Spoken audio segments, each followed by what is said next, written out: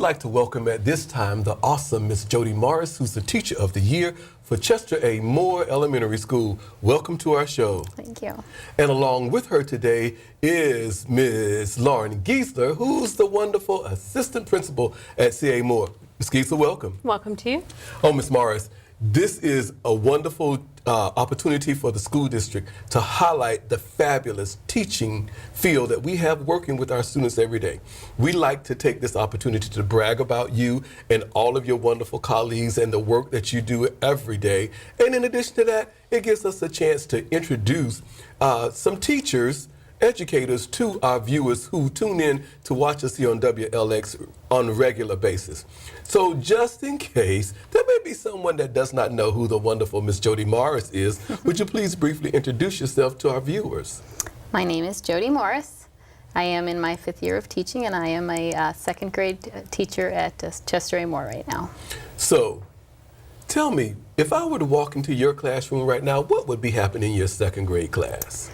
Well, you would hear a lot of students talking, but it's good talking. They would be answering questions that they've been posed. They would be sharing their thinking, and they would be encouraging each other not to give up. When you think about the time that you have been teaching, what's become your favorite part of teaching? My favorite part of teaching is probably when my students get it, or when I hear them rephrase something I've said to someone else to try to help them understand. So when they kind of co-teach along with me, that's probably one of my most favorite parts of teaching. Ms. Giesler, someone may not know who the wonderful Lauren Giesler is, so would you please introduce yourself as well? Hi, my name is Lauren Giesler. This is my 5th year as the assistant principal. Before that, I was at Village Green and was a part of literacy in St. Lucie County, and this is my 15th year in education. Welcome, welcome. Thank you. So, you have the joy, the privilege of walking into Ms. Morris's class every day. Let us in on what it is that you see or hear, and how does that class make you feel when you visit? I'd have to affirm what Ms. Morris said about the children not being passive. She said, oh, you'd hear children talking, but they do far more than just talk in her classroom. You'll often see them working in smaller groups to solve problems. You'll see them in collaborative centers working to complete activities. The most important thing to note about her classroom is that it's not a singular sit and get. You'll often see the children engaged in problem solving, and Ms. Morris is the facilitator. It truly is a classroom where the children are the paramount, they're the builders of their learning in the room, and Ms. Morris makes sure that it happens for them. Children are builders of their learning. Can I steal that phrase? Yes, please. That's from Ms. Morris. Oh, I got to come visit then. So, Ms. Morris, we know that the students that you're teaching, they came into this world swiping and using technology for any and everything. How do you use and infuse technology in instruction and learning? How do I use technology? Well, one of the things that I definitely do with technology is I try to make sure the students, I'm stuck on this. That's okay. Hold on. Are we technology, document cameras? Are we using whiteboards? Okay, Are we using clickers? Are we? All right. In my classroom, we use a lot of whiteboards. So that's not necessarily very technological based in this age, but for our students, it helps them own their learning and own their own answers and not copy off of their neighbors. I'm a DocCam user. I don't know how a teacher teaches without the DocCam. And we use the different programs that the county has put towards us to kind of help come alongside me. And then I use my data from those programs to help know where I need to go with my students. When we think about engagement, we know that in our framework for quality instruction, over on the right-hand side, DQ5 is all about engagement. Those things that we purposefully plan and use to engage students in their learning and basically become the leaders, the builders of their own learning. How do you plan for and use engagement as a tool for instruction as well? We do, when we do our lesson plans, we use a lot of Kagan strategies to help the teachers put together and understand the different ways that the students can explain their understanding to each other and kind of compare their answers and see where they're right or wrong. A lot of movement, because when they're second graders, they don't do too well when they sit still for too long. So I like to get them up and move them, and a lot of vote with your feet, and just kind of really help them either really stick tough with their answer or turn around and kind of rethink their answer and think they maybe should go somewhere else. Now, Ms. Giesler, we've heard this term Kagan strategies used a lot, especially when we talk about how we engage students. Can you briefly share with our viewers what a Kagan strategy is? A Kagan strategy is a structure that is put in place to build cooperation amongst students in the classroom when dealing with a particular academic concept. So much more than that traditional Statue of Liberty hand that we're used to, raise your hand if you know the answer, but more about I'm working in pairs, triads, dyads, in order to develop a response from a teacher question that's planned. One of the beautiful parts about Miss Morris that she said that word "we" that we could have just glazed right past. She is the team leader of our second grade team, who I got to take a moment to compliment her leadership on that team, because the team is so beautifully gelled together. So she used that word "we." Well, when we plan, she's not just referencing herself. She's talking about the 5 women that she works with. They all incorporate those strategies into their lessons, and I think it's very powerful when talking Kagan strategies that not only does she incorporate those strategies in her classroom, but you see evidence amongst her whole team. Well, let's stay right there. When you are selected as the Teacher of the Year, that means you're heavily involved in the total operation of a school. Well, you already told us that she's the team lead for second grade, but what other activities will we find your wonderful Teacher of the Year involved in? Is it generic to say everything? Everything. That usually happens. Just recently, MLK Parade. She was our driver of our float on the committee, bringing the whole structure to life. From PBIS events to Saturdays when we had one of the first breakfasts with Santa in quite some time at CA Moore. Miss Morris is always there. You could name an activity and she is present and there. I'm going to ask you to help our viewers again, because they've heard us talk about this thing called PBIS as well. Briefly share with us what PBIS is. Sure. PBIS is Positive Behavior Intervention and Supports for all students. So it is giving credence to those children who are doing the right thing, but also providing intervention supports to children who need just a little bit more. We often talk about intervening for reading deficiencies, but in the same time making sure that we educate the whole child, whether it be behaviorally or academically. Ms. Morris, have you always known that you wanted to be a teacher? And if not, when did you decide? Actually, this is my second career. Okay. I always wanted to be a teacher, but life got in the way, and so Life happens, doesn't it? Yes. Yes. So about 8 years ago, I decided I wanted to go back to school, finish my degree, and get myself into teaching. So, as the Teacher of the Year, you automatically become the ambassador for education at Chester A. Moore. What advice would you offer to a new teacher? I would probably tell the new teacher to know that every child that they have right now sitting in their classroom is there specifically because they're meant for them, and that it is their job to reach each one of them. I would make sure they understood that while you might not get that child up to grade level, you are expected and you should move every child so that they show some gains and some definitely proficiency from the second they walk in your door till the second they walk out. In addition, you have the role of speaking with parents, and not just in a conference type mode, but sharing the story of CA Moore and what should happen in education. What advice do you give to parents to help them ensure that their child remains successful? My first advice to my parents when we first start out of school year is always read, read, read, read. You read to them, let them read to you.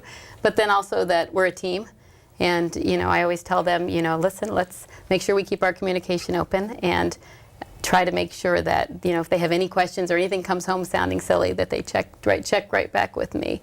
And that, my main goal is to make sure their child is successful. So is there anything new or exciting that's going on in second grade right now with you and your students?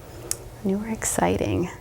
Well, we've started this year, for our school, we started using the Dojo program. And so that combined with our PBS has been a very good incentive to keep our behavior up and running and the kids focused, because if the behavior's in check, then academics certainly rise when that happens. Great. Ms. Giesler, describe Ms. Morris for me using 3 adjectives and tell me why you chose those 3. What pops to my mind is caring, committed, and I'm going to say improving. I chose caring because I think if I had to select one singular word to describe her amongst all, it definitely would trump caring. I'm going to steal one of the phrases that she said. They were all meant to be with her for a reason. Yeah. I believe she carries that truly deep down in her heart, from the child who's the best reader in the room to the one that needs her the most. Miss Morris really does care about children. Whether or not she was a second career changer or not, her true love of teaching shines through, and that is readily apparent. Committed, I've already said that she's at everything. Her commitment to the craft of teaching is there, and making sure that she does what she needs for children. And then I'm going to say that just improving is that she also illustrates a commitment to her own teaching practices. When we first met, because this is my first year at CA Moore, and she said, "Well, I've only been a teacher 5 years." I almost said, "What? I had no idea." And that is because it's rare that you come across someone who is that invested in their own development, and you see that in Miss Morris and her teaching. Ms. Morris, you told me that you've always wanted to be a teacher. Life happened, and now you're a career changer, 5 years now. When did you first fall in love with what you're doing? I first fell in love with what I'm doing teaching back probably 30 years ago when I started teaching Sunday school. And so I thought, oh, I really like this. And then life happened, and so it took me this long to get back to where I belonged. So what fuels you every day to go back and do it again and make a difference for all those students that were meant to be there with you? Oh, just the need to make them successful. I mean, I want to see them successful. When they're successful, that means we're successful. And so, I so want them to believe that they can be successful, that they can be better than they are right now. And so that constant, they need it, they should be there, and that's probably my fuel to keep pushing forward with them. So in second grade, how do you see yourself having an impact on your students' ability to be college and or career ready? Well, from second grade, my biggest thing is to try to make them learn to love to read, because I feel like a reader that's invested and reads always. When I speak with an adult and they don't read, I kind of look at them funny, because I think, no, you need to read. We all need to read to grow. And so to get my children college and career ready, I'm really try to build just a strong love of reading and seeing how they can the world is out there and they can find it by reading. So glad I'm reading right now. Okay. So, Ms. Giesler, tell me this. What makes Ms. Morris the perfect candidate for this honor? Miss Morris is an ambassador for education.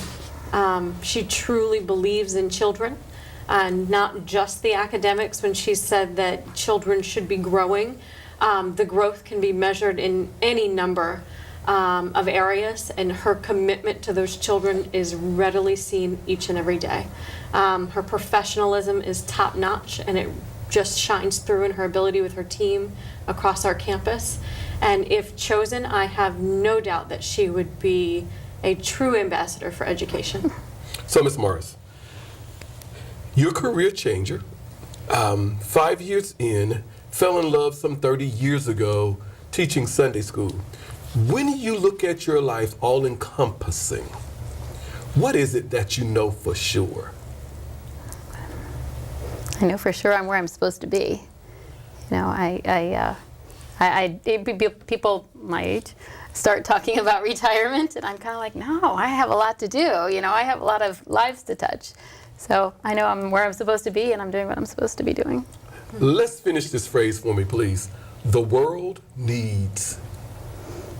The world needs more teachers, but they need more committed teachers, committed to their students, committed to see that they make a difference, and that every child is capable. When we say our pledge in the morning, I make my kids always stand and believe it strong. I'm always like, I want to know you believe what you're saying, not just rambling it off. When we do our Kids at Hope pledge, that you are capable and that you will succeed. No exceptions? No exceptions. No exceptions. No. Ms. Giesler used the adjectives caring, committed, and improving. One of my favorite educators is Marva Collins, and she said, I am a teacher. A teacher is someone who leads There's no magic here. I do not walk on water. I do not part the sea. I just love children.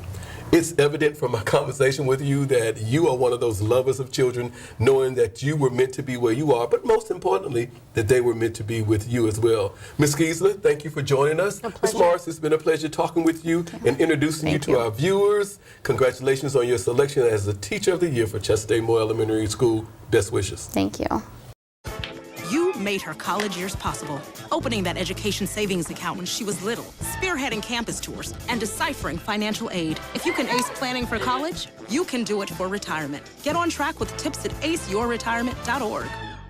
We'd like to welcome at this time the awesome Miss Morgan Kellogg, who's the Teacher of the Year for Southport Middle School. Welcome to the show. Thank you. She's brought along with her the dynamic Miss Nicole Talese, who is the awesome principal at Southport Middle School. Ms. Talese, welcome. Thank you. Ladies, it is indeed our pleasure to have an opportunity to speak with you, but most of all, we take this opportunity to brag about you, as well as your colleagues and the wonderful work that educators do each day here in St. Lucie Public Schools for our students.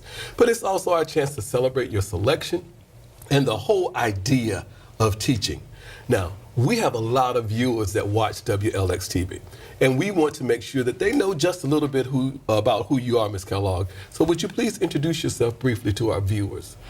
My name is Morgan Kellogg. I am a 7th grade literacy teacher at Southport Middle School. I've been teaching there 6 years. I've taught 7th grade math, 6th grade science, and now the 7th grade literacy position. And where did you go to school, Ms. Kellogg? I went to The Ohio State University, where I got my bachelor's degree and my master's degree, and I moved down to Florida the day after graduation. Wow, wow. We're glad you moved down here from the Ohio State. I did hear you say the Ohio State. So tell us, what does this subject entail that you're teaching? Because you've taught a couple of different things, Yes. but this one specifically. So it's a skills-based subject, which is a little bit different from science, which is a little bit more about concepts. It has a lot to do with really identifying where students are at. I have students with varying degrees of abilities when it comes to reading and writing. So it's about really identifying that early on in the school year and then really modifying my instruction to meet each individual student's needs. And, at the same time making them feel like they can contribute in a way that is productive for everybody in the classroom. So what's your favorite part about teaching? My favorite part's definitely building the relationships with students. I really like to just see how they develop as an individual and how they develop as, in that academic area as a student. So I like to see them improve in their communication skills, improve in their reading skills, and see them start to involve themselves in things like student council or be on the sports teams or, and going to the band concerts, just kind of seeing them develop their identity and who they're going to be as they grow up. Ms. Talese, there may be some viewers who have not met you as well, so would you please introduce yourself? Sure. I've been in education for about 16 years, 12 of those years in St. Lucie County, all of them at Southport Middle School. I started as a special educator there, and then I was blessed to become the assistant principal there for 3 years, and now this is my 4th year as principal. So you have the wonderful opportunity to visit Ms. Kellogg's class every day. I do. How does it make you feel? What do you see and what do you hear when you visit? It's really inspiring because I get to see a lot of what we do in our learning opportunities come to fruition in her classroom. I hear and see a sense of community that she's cultivated amongst the students. I hear critical thinking. I hear them working collaboratively and questioning one another. And I really see 100% engagement at all times when I'm in that classroom. And it's exciting to see them engage with text in that way. So, Ms. Kellogg, the students that we're working with today know everything there is to know about technology. How do you purposefully use technology in your instruction? So I actually really listen to the conversations that they have amongst each others to see what type of technology they're talking about, what excites them, what they're wishing they had more of in the classroom. And this is my first year of teaching that 7th grade literacy, so I'm finding new ways to incorporate technology that's a little bit different than what I did in the science classroom. So Kahoot is a big winner amongst students, and I used that as a review tool in science class, and have tried to find ways to use it in literacy because they get very excited about it. I also try to use just the simple like office tools, PowerPoint, and those kind of things, but not just a basic PowerPoint. I try to incorporate videos, memes, things that they see that they recognize and that they get excited about, and it contributes to that engagement and, makes them more involved in the lesson. Speaking about engagement, we know that engagement is a heavy tool that we plan for and use for our instruction. As a matter of fact, DQ5 on our Framework for Quality Instruction talks about how we engage students. So how do you purposefully plan and use engagement in instruction? I'm a big fan of whiteboards. Whiteboards gets everybody involved in the lesson. It holds them accountable. It gives me an opportunity to identify what they understand. Also, though, I teach middle school, so they really like talking, and they really improve in the way that they collaboratively work together to read texts or answer questions or find textual evidence. Just today in class we were doing that. And I also noticed that a lot of students come to the literacy classroom and they're a little insecure when it comes to reading and writing, and so when they're with their peers and they're talking to them in small groups, that insecurity kind of goes away. So there's that piece. I also like to incorporate movement, and that again, it's middle school students and they're growing and they sit for long periods of time and they kind of get bored. So I'll try to incorporate four corners or Kagan structures that allow them again to kind of mix around the room and stand up and talk to each other. And I will monitor to make sure that they are engaged and the conversation is appropriate, and I found that very successful. Ms. Talise, to be selected the Teacher of the Year, we know that person just helps schools work, help the school to function. What other activities do we find Ms. Kellogg involved in that help the school work? I'd say I'd be hard pressed to find something she's not involved in, actually. She does some project-based learning in our 21st Century After School program. She's a student council sponsor. She's worked as the collaborative planning facilitator, the team leader. She's led our restorative justice initiative. She is on our growth mindset committee. She actually coaches one of our boys basketball intramural teams. She's at every extracurricular activity you could imagine, and actually she single-handedly these last 2 years developed our 6th grade families, which is a program where she pairs 7th and 8th grade students as a mentor for our 6th graders as they come in, so that they feel cared about and involved in the school as soon as they enter. And so she took that on herself based on some data from our Gallup poll. So she's involved in literally everything. So Ms. Kellogg, as the Teacher of the Year, you become the Chief Ambassador for Education at Southport Middle School. What advice would you give to a new teacher? I would really just say surround yourself with positivity and find a mentor teacher or a group of mentor teachers that you can really go to for advice and for suggestions when you're struggling. That's something that I did have. I had teachers who had been teachers for a while as mentors, and they're ones I still go to today. Our profession is very challenging, and there can be negativity, unfortunately, that kind of springs through the foundation. And it's really about just remembering that we're making a difference every day, and we really have the power to do that. And it's not just in the lives of our students, but in the lives of the parents and the community. And our students recognize when we start to feel negative and when we start to feel down, and it can change the whole environment that a student is in. So it's really just about maintaining that positivity between the student and the teacher, and just amongst the staff and amongst student to student, and just having that positive mindset every day that you walk in the classroom. You mentioned in that conversation parents. And again, as the Teacher of the Year, you get the chance to have conversations with parents. And these conversations are not necessarily about conferencing with parents, but just general conversations. What would you say to a parent to help them ensure that their child remains a success at Southport? I would say to just be involved in any way that you can in the school environment. Check their grades, let them know that you are holding them accountable. And find time maybe once a week to sit down and look over homework if there's missing assignments, or call. A lot of times we have the interaction with parents when it's on that conferencing level, and it's kind of a twofold thing, but make that contact when it's not a negative thing. There's not a problem.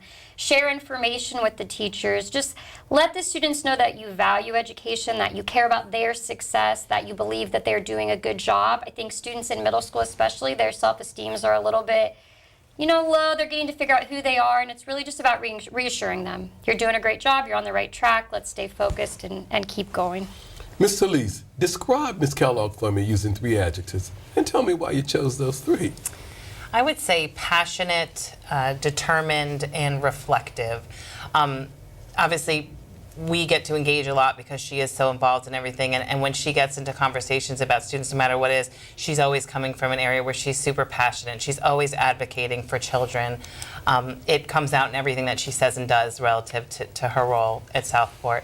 And I would say determined because she really believes that there's not a challenge that we can't face together. She is determined to see her students be successful, both academically and socially. And no matter what comes our way, she's the first one to get involved and to think in out-of-the-box ways, like how we can tackle this, how can we get more parent involvement, how can we help this struggling group of students, how can we increase the rigor in our classroom. So she just is determined. Anything you throw at her, she comes at it full force. And reflective, I would say, because she's genuinely one of the most reflective teachers I've ever met. She looks over everything she does at the end of every day, at the end of every conversation, at the end of every lesson. She looks to see how she could do it better. She's so welcoming to receive feedback and to take it and to use it to grow. And she really has grown exponentially since I've watched her, come on as a new teacher. And it's because of that reflectiveness that she has. Ms. Kellogg, how do you see yourself preparing students to be college and or career ready?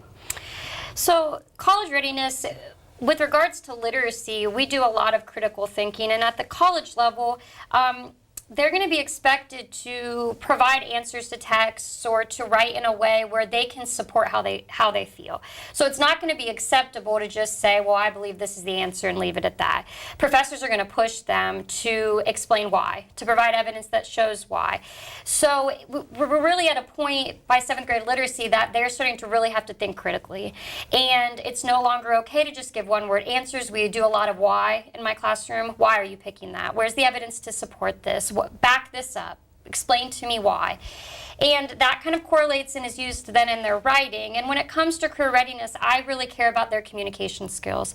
I care that they can contribute to the classroom in a positive way, that they can work with each other. The reality is we're getting to a point in our society where there's a lot of collaboration. And no matter what, you've got to communicate. You've got to communicate with your boss. You've got to communicate with the people if you're in, any type of area where you're talking to the public. So it's really about teaching them to communicate with each other, and that's a skill that has to be taught. It's not something that's just automatically learned. So I believe that as they advance their communication skills and they become better at critical thinking, that those two will come together and build a foundation for their futures. When would you say that you first fell in love with teaching?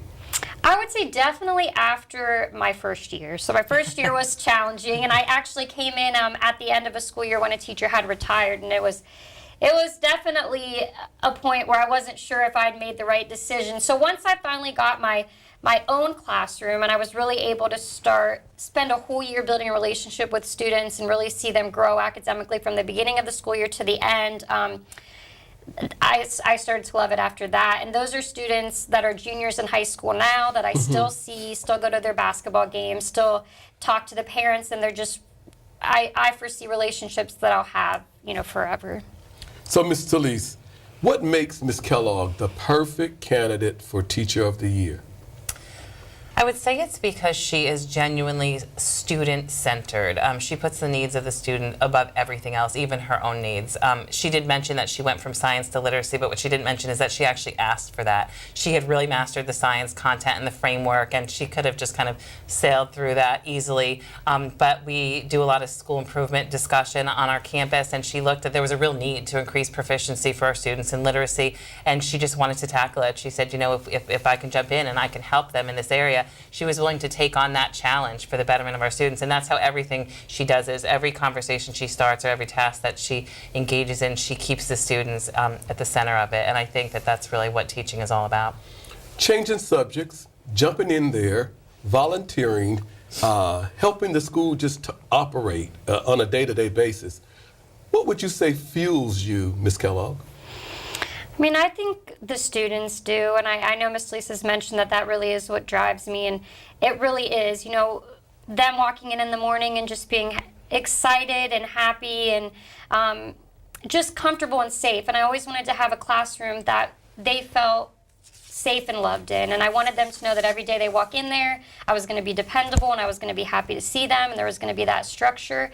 So for me, it's really those students and their potential that I think fuels education. So when will you know that Morgan Kellogg is a success? I would say that there's two areas that I kind of judge my success on, and one is an academic front, and I want to know that my students are learning more, that they know more when they leave me than they did when they walked in. And I understand that it won't be, they won't know more in every single area, but if there's a specific area that's focused on, maybe it's writing and it's a certain type of informational, essay writing, and they're not real great at it, and then they develop and they can write body paragraphs by the end of the year. They feel confidence in that. That really matters to me. So some type of growth in their academics, but also just a growth in who they are as individuals. I talked about communication skills. I really care that my students are empathetic.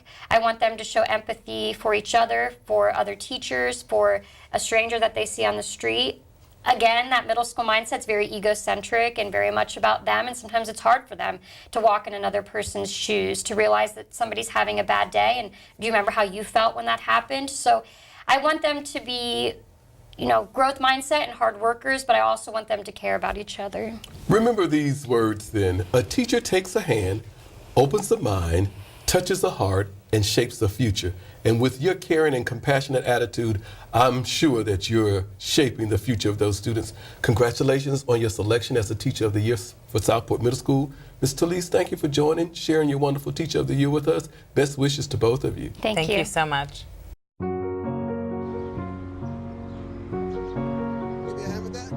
Thank you. Did you see anyone drop those? You moved it. Thanks for helping us. No problem. You're welcome. We'd do anything for kids.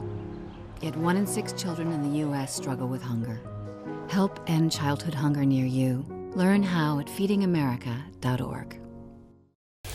We're welcoming to our Teacher of the Year celebration show the very dynamic Miss Alice Parks, who's the Teacher of the Year for Francis K. Sweet Elementary School. Miss Parks, welcome to our show. Thank you. And along with her is my great friend, the marvelous Juanita Wright, who is the wonderful principal at Francis K. Sweet. Ms. Wright, welcome again. Welcome, Dr. Perry, and thank you for that. Ladies, it is a pleasure to have this opportunity to speak with you and to introduce you to our viewers here at WLX TV. But most of all, I'm telling you, we are so excited about all of our Teachers of the Year because it gives us the chance to brag on you, your colleagues, and the wonderful work that you're doing every day with students here in St. Lucie Public Schools. Now, Ms. Parks, I know everybody knows the wonderful Alice Parks, but just in case there is a viewer who does not know, would you briefly introduce yourself to them? Okay. My name is Alice Parks. I teach 2nd grade at FK Sweet Elementary. I have a husband. I have 2 sons. I love what I do. I graduated from Fort Pierce Central High School. Go Cobras.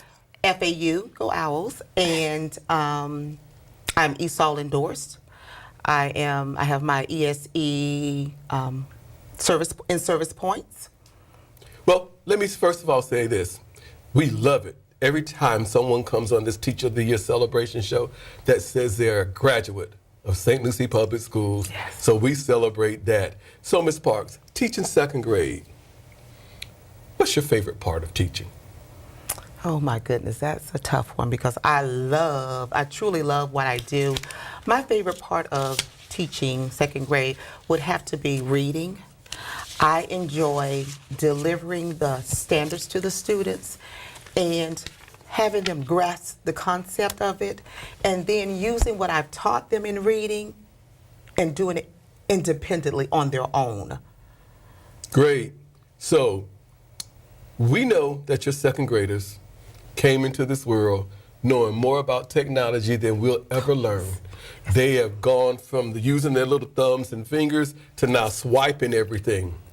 To keep up with them, you have to purposefully use technology in instruction. Mm-hmm. It's an engaging tool. So how do you purposefully plan for and use technology every day for instruction? Well, first of all, I have to use technology for my class dojo. That's number one because that helps with my classroom management. I also use it when some of my students come to me and say, Mrs. Parks, what is a mammoth? What does he do? What does he eat? Then I know I can go to my computer, Google that, put it on the projector, and show my kids what is a mammal, a picture of it, and what it means. So I'm using that technology for when we're reading about words that we come and we don't know about. I'm also using it for planning. I'm using it for preparing my daily lessons. I also use it for my incentives for iReady. Students go on iReady and I show them exactly where they need to be. And so I'm using that technology to show them where they need to be and how do they go about getting there. Okay, Ms. Wright, everybody knows the wonderful Juanita Wright. I'm sure of that. But just in case, please introduce yourself to our viewers so that they'll know who you are briefly. Well, I'm Juanita Wright. Been in St. Lucie County. This is my 35th year, and I'm sorry to say this will be my last year, but I've enjoyed all of the years of teaching boys and girls and certainly being an administrator. In fact, I started out as a second grade teacher at FK Sweet, and then I went on to work at Lawnwood and Fairlawn, and in 1997, I came back to FK Sweet. In fact, Dr. Perry, I followed in your footsteps as the Yes, AD, ma'am. and you left large shoes Come on, Mrs. Wright. to fill. Come on, Mrs. So Wright. this is my third time back at FK Sweet, so it's just so rewarding to be able to come back as the principal, and this will be my last year. So I'm certainly going to miss all of the students and the staff and parents that I've had the great opportunity to work with. Well, we hope that every time that you've gone back to Francis K. Sweet, each time it's become sweeter and sweeter. Oh, And of course, absolutely. you know, we'll miss you. We'll give you a couple of months off, but then we'll invite you back, Miss Wright. I'd love to. I'd Now, love to. you have the privilege and the pleasure of visiting Ms. Parks every day. Tell me, when you visit that awesome second grade classroom, what is it that you hear? What is it that you see? And how does that room make you feel? In fact, I see boys and girls who are excited about learning. They have their hands up, they're waiting to share. In fact, Mrs. Parks is so loved by the students and definitely the parents that she taught first grade for a number of years. And this year, when the parents heard that she was moving to second grade, every parent, my phone was ringing off the hook. They were asking, how can I get my child in Mrs. Parks' classroom? So she looped up with her first grade students from last year and teaching second grade this year. Great. So, Ms. Parks, have you always known that you wanted to be a teacher? Actually, no, I did not.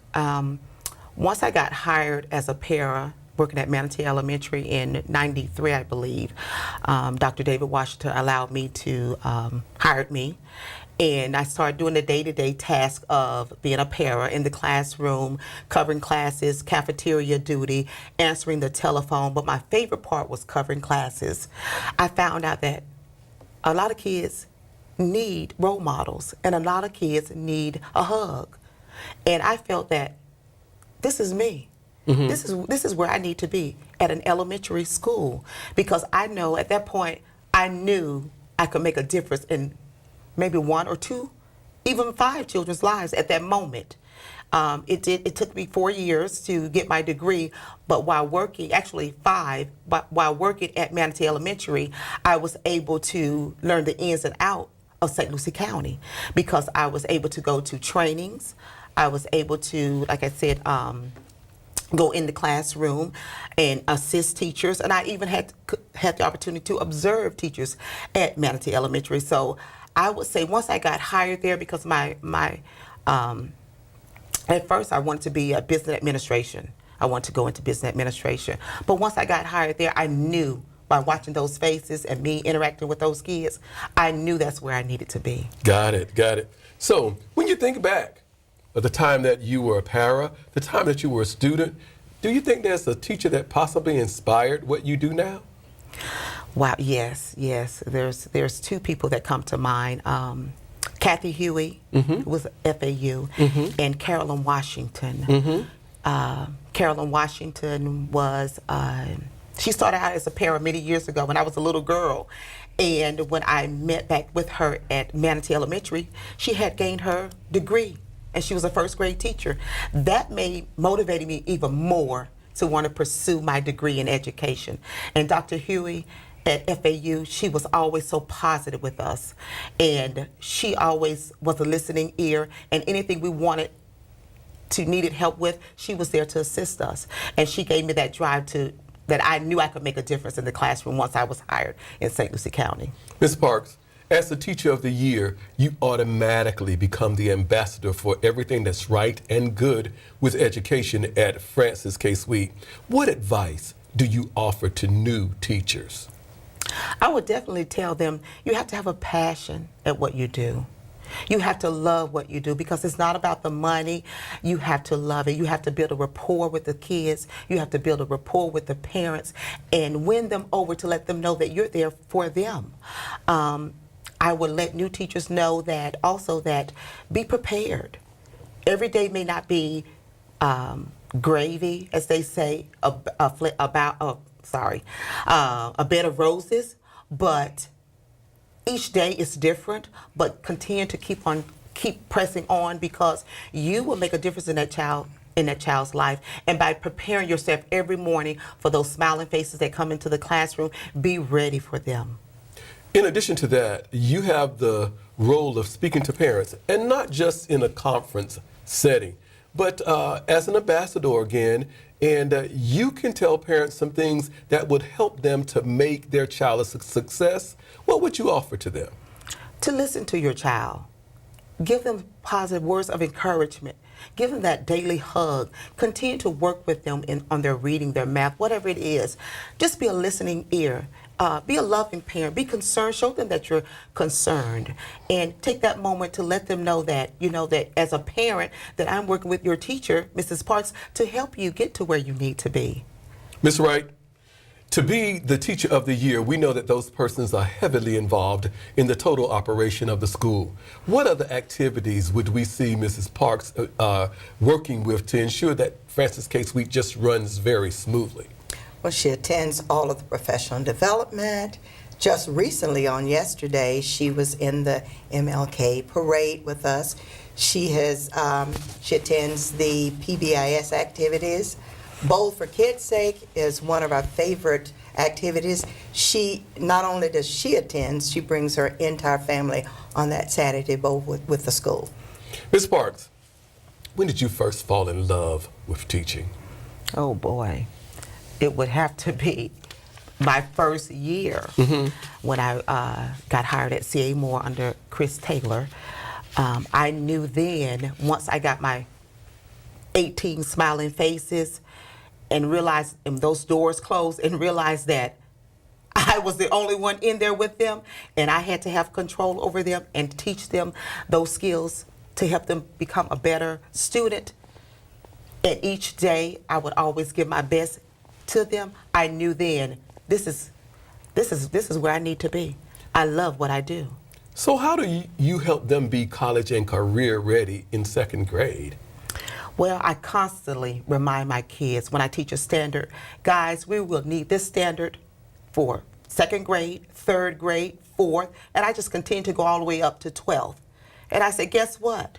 Everything that Mrs. Parks is teaching you will help lead and guide you all the way through college. So don't just think that once you graduate high school, these standards, these skills will stop. No, continue to reach for the stars. Go to college, because these same skills you'll see in college. And that's what Mrs. Parks wants you guys to go to college. Ms. Wright, describe Mrs. Parks for me using 3 adjectives and tell me why those 3. As you can see, she's very passionate about education. She wants all kids to succeed. She's very nurturing. She talked about all of the hugs and she gives to the students each day. In fact, she stands at her classroom door every morning and greets the kids with a hug. And I would say she's very nurturing with her students. She wants the kids to succeed. She truly believes in the FK Suite mission that all kids will be provided with multiple opportunities for success. All wonderful characteristics of a teacher and a teacher of the year. So, Ms. Parks, what is it that fuels you every day? I would say when I'm standing by my door greeting my students as they come in, their faces, when I see them in the morning, I enjoy seeing their smiling faces when they come through my door, and me greeting them saying good morning, and them telling me, responding by saying good morning. And from there, I know what kind of day we're going to have. So by their smiling faces, that is what fuels me each day, because then I know, once I see those smiles, I know what I need to do for the day. Ms. Wright, what makes Mrs. Parks the perfect candidate for this Teacher of the Year honor? Not only is she loving and nurturing of students, and she's very involved in the school, but she is involved in every aspect of her children. In fact, many of the activities outside of school, she's involved. Parents and students just simply adore her. And with her knowledge base and how professional she is and how caring and nurturing, she breathes and lives the mission of not only FK Suite, but the mission of St. Lucie County, because you talked about not only preparing kids for school, but looking further with college. She is loved not only by her parents and her students, but well respected and loved by the staff. Mrs. Parks, when will you know that you are a success? When will I know I'm a success? I would say when parents come back to me and let me know that their kids are still talking about Miss Parks and how well they're doing in reading, how well they're doing in math, how well they're socializing with other students in other classrooms. And when kids, and another reason I would say would be when kids that I've taught come back from college and they still remember, Mrs. Parks, I remember when you taught me doubles. I remember when you told me to make sure I read chapter books. So I would say those are the two things. Well, Ms. Parks, Beverly Conklin said these words: "A very special person who uses his or her creativity and loving, inquiring mind to develop the rare talent of encouraging others to think, to dream, to learn, to try, and to do." And we know that that very special person is you. Congratulations on your selection as the Teacher of the Year for Francis K. Sweet Elementary School. Thank you for bringing the wonderful Juanita Wright with you as well. And we are so excited to have this opportunity to celebrate you and all that's good and right in teaching in St. Lucie Public Schools. Congratulations. Best wishes, ladies. Thank you, Dr. Perry. Thank you, Dr. Perry. I'm Jenny Garth, and as a mother of 3, I know kids worry about a lot of things. Getting enough food to eat shouldn't be one of them. But here in America, that is a real worry for 1 in 5 children. This is unacceptable, and something Feeding America is working to solve. Through a nationwide network of food banks, Feeding America serves virtually every community in the United States, including yours. See how you can help your community. Visit feedingamerica.org. Together, we can solve hunger. Together, we're Feeding America. We welcome at this time Ms. Natalia Gomez, the fantastic Teacher of the Year for Oak Hammock K-8 School. Ms. Gomez, welcome to the show. Thank you. Along with her today is the marvelous Ms. Brooke Wigington, who is the principal at Oak Hammock. Welcome, Ms. Wigington. Thank you. Ladies, we are always excited when we have the opportunity to do what we call the Teacher of the Year celebration show. It gives us one opportunity to celebrate your selection, but it gives us an opportunity to brag about you and your colleagues that are fantastic educators here in St. Lucie Public Schools. So we like having that chance to brag on all of the wonderful work that's going on with and for our students. But we may have some visitors who may not know who Natalia Gomez is. So would you please briefly introduce yourself to our viewers? I am a 5th grade teacher at Oak Hammock, and I've taught for 10 years at Oak Hammock as a 5th grade teacher, 2 years in Miami, also in 5th grade. So what does your day entail in 5th grade? Well, I am the math and science social studies teacher, and we spend the day engaged in solving word problems, getting into scientific investigations, learning about history. So what's your favorite part of your teaching day?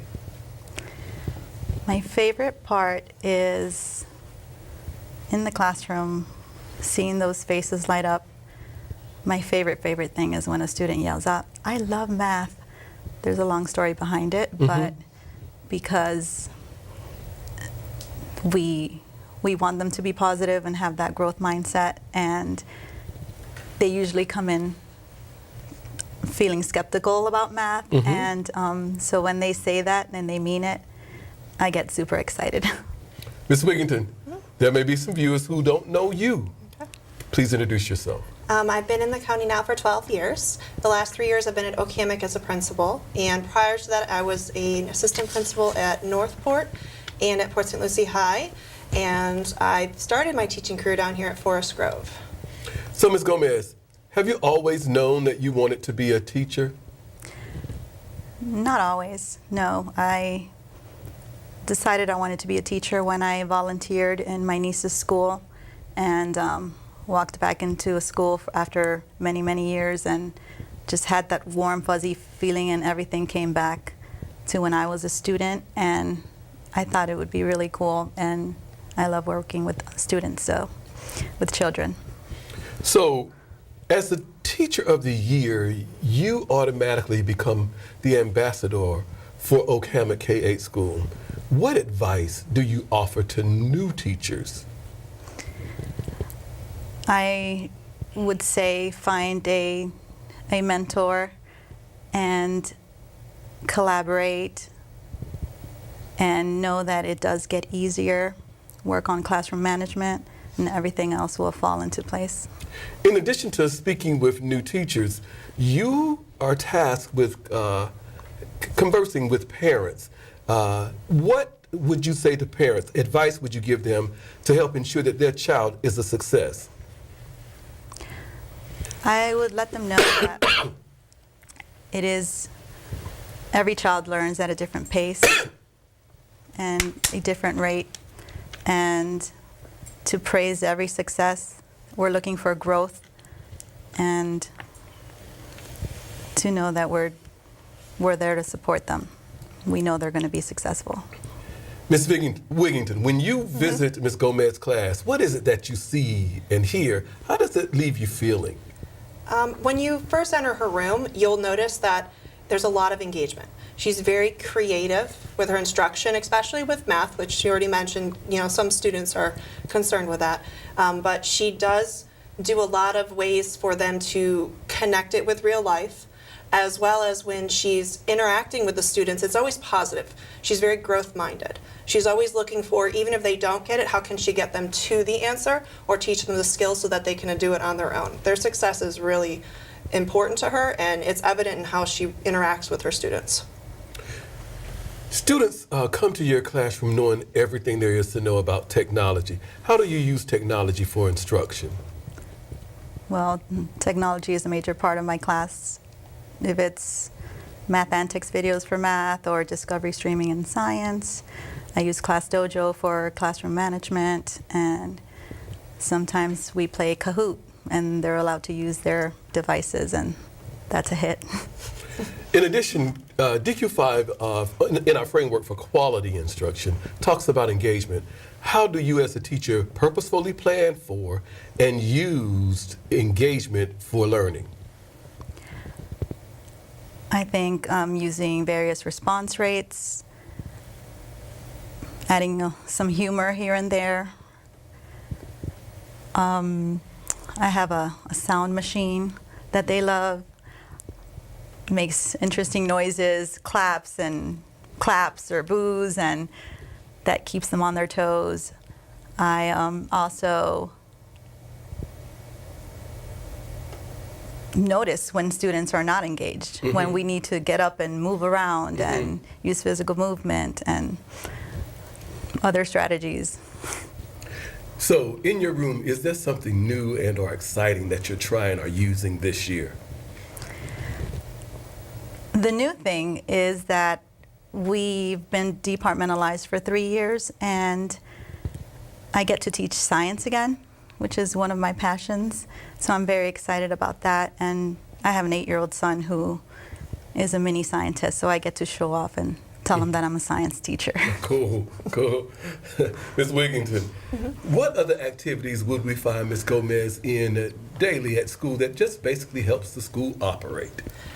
Well, daily, she is a team leader for us, and being in that role, she does take on mentoring a lot of our new teachers. She is always open to having people come view her classroom, especially since she's one of our champs. We call them champs experts because she's got a very good structure in her classroom, so it's nice to show new teachers how it can be done. As well as not just in the daily structure, she's also a huge integral part of our parent nights. We have monthly nights, and she and her team participate, and that helps to support our parents with instruction at home. Great. So, how do you see yourself, Ms. Gomez, preparing students to be college and or career ready? Well, besides teaching them content, I need to teach them how to be lifelong learners, how to be a good student, how to put forth effort, and how to learn from their mistakes. So, Ms. Gomez, what is it that fuels you every day? I want to make sure that students are leaving my room happy and content with the effort they've put in, that they are successful no matter what, and that I am a positive role model and that I have high expectations of all of them. When did you first fall in love with teaching? I think it was my first year where I came in as a 3100, 5th grade, in a portable, in an inner city Title I school. Wow. Where a lot of the 5th graders should have been 7th graders, and I had a tough job. And so by the end of that year, students kept coming back. They had gone on to middle school, but they came back and they knew that I cared enough when others had not maybe given up on them. And I knew that I had that power to motivate and believe in someone and to make a difference in their lives for them to want to come back and say hi when they're middle schoolers. Ms. Wigington, please describe Ms. Gomez for me using 3 adjectives and tell me why. I would start with optimistic, dedicated, and creative. Optimistic because despite whatever is put in front of her, Ms. Gomez always finds the positive in it. And she teaches her students how to do that as well. And that's a really strong attribute of hers. Dedicated because, again, always overcoming things, but she's very dedicated to teaching, to her students, to her peers. Her goal is not just to see her students succeed, but to see everyone around her succeed. So, and she's willing to work hard to help others with that. And then last one is creative because when you see her instruction, she's really creative with the strategies and ways that she's teaching math and especially science. It's a different spin than I've seen before. And you know, for example, when we went in to announce that she was our Teacher of the Year, the kids were in the middle of doing a science lab, and they were so engaged in the activity that they paused to congratulate us. We had a huge celebration in the room, and then they were so anxious to get back, and it shows how creative and how much she wants to engage them in the content, and that's a real strong suit for her as well. Ms. Gomez, when will you know that you are a success? There's a lot more that I want to accomplish, but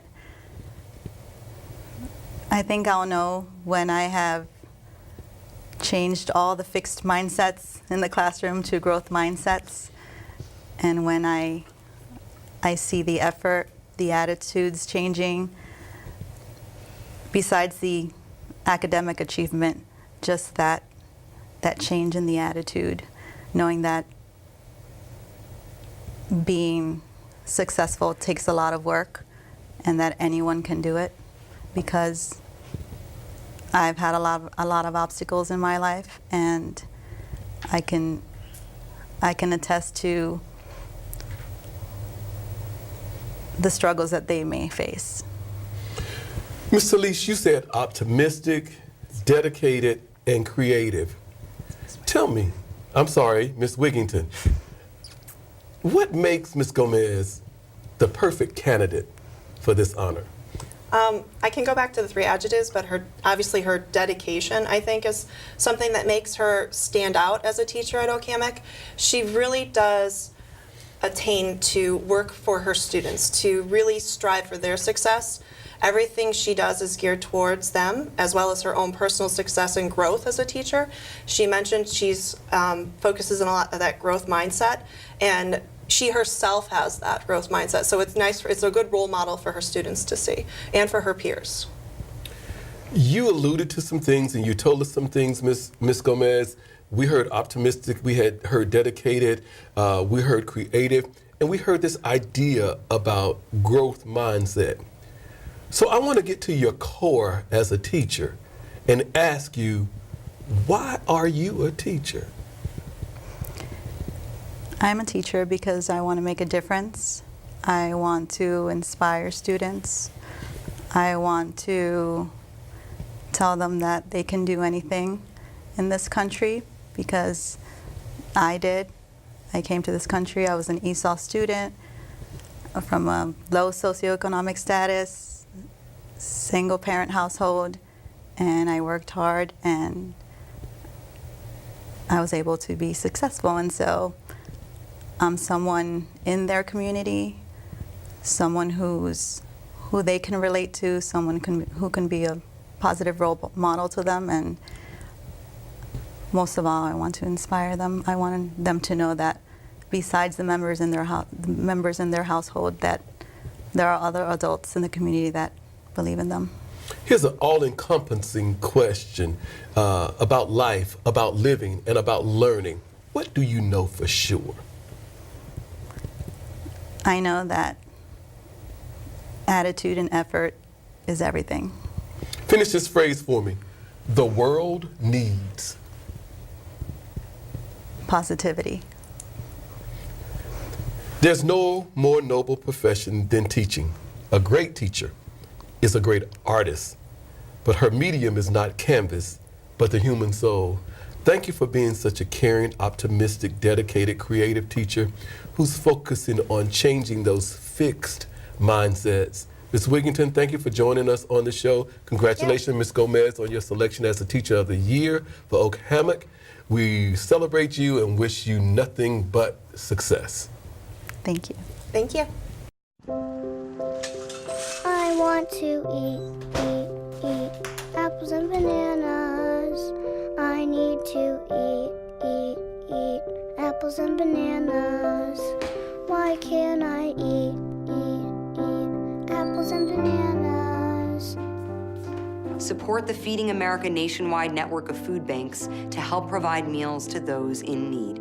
Join us at feedingamerica.org. And we want to welcome to our Teacher of the Year celebration show the wonderful Mr. Aaron Barnes, who is the Teacher of the Year for Northport K-8 School. Mr. Barnes, welcome to the show. Thank you. And joining him is the dynamic, the wonderful, the marvelous, magnificent, yeah, I said it all, Mr. Glenn Rustday, who's the principal at Northport. Welcome, Mr. Rustday. Thank you very much. Mr. Barnes, just take it easy, because I can guarantee you that Mr. Rustday and I were both in that same seat where you're sitting at this time, and we're going to make sure that this is easy breezy. But I have to tell you, this is our opportunity to, first of all, congratulate you on your selection, but then to brag about you and the wonderful work that you and your colleagues are doing every day with students here in St. Lucie Public Schools. And we get to introduce you and share all of that with the viewers of WLX TV. So we are excited. We're excited to have this opportunity.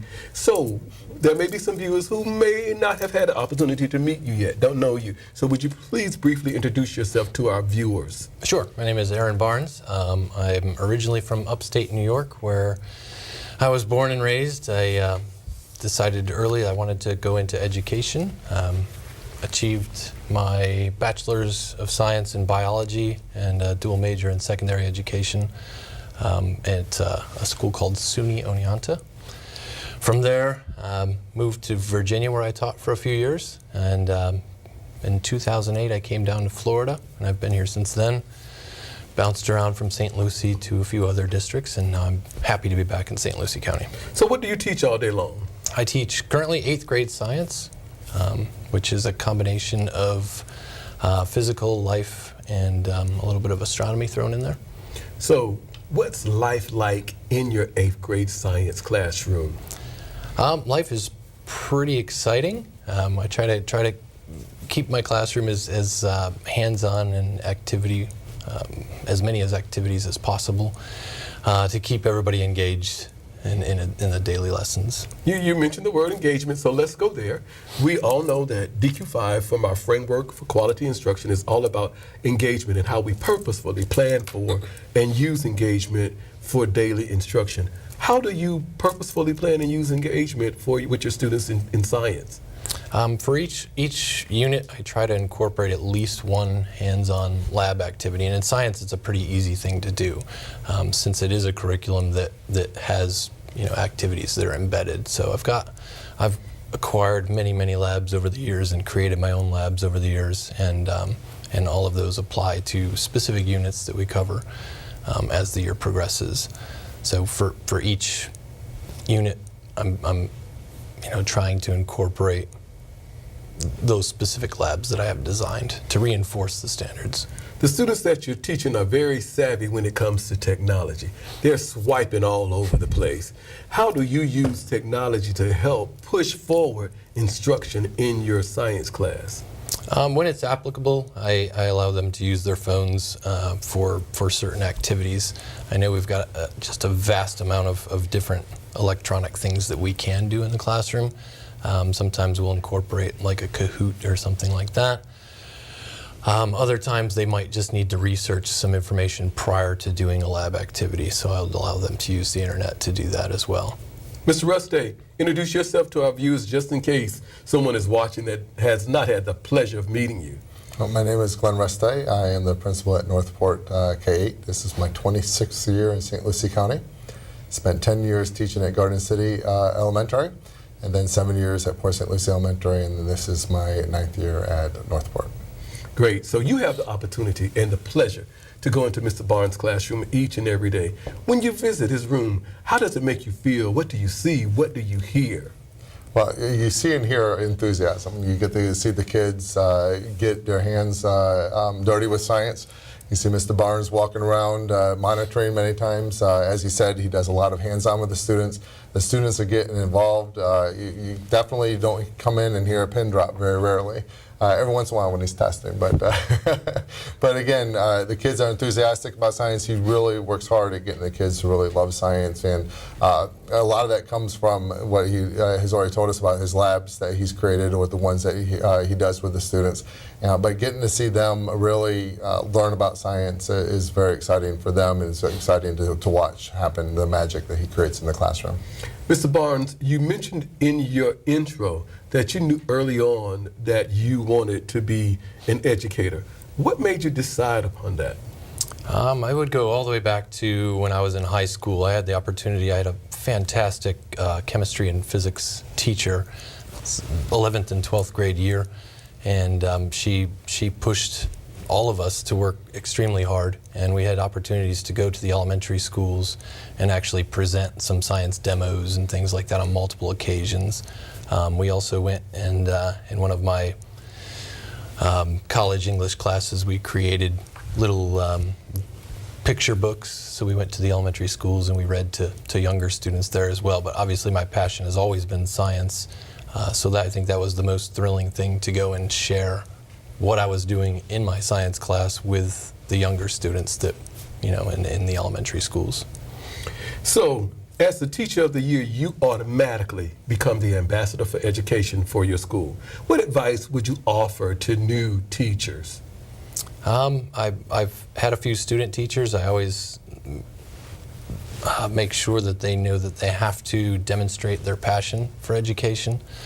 Make sure that they pay attention to the standards, never lose sight of what our purpose is there, and make sure that they're demonstrating to their students what they should do, what they should be in the science classroom.